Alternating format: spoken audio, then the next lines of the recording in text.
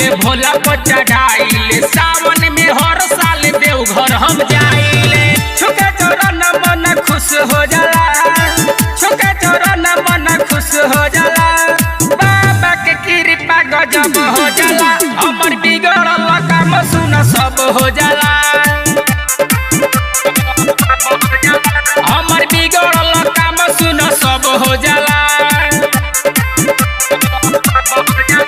बोलो बोलो डमरू वाले बाबा की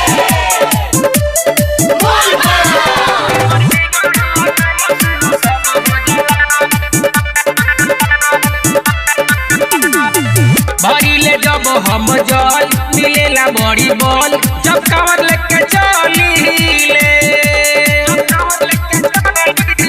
नहीं लागेला रहिया में डर हो, जब मिलेला हमरा पावर हो, चाहे मियाज हम तब हो जाला, चाहे मियाज हम तब हो जाला, बाबा के कृपा गजब हो जाला, हमर बिगड़ल काम सुन सब हो जाला,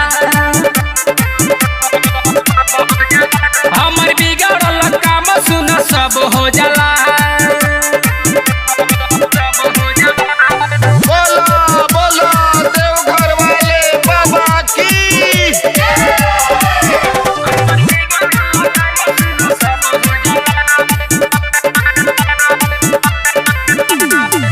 कहे पृथ्वी राज चल नयरे राज, तू चढ़ते सोमारी हो,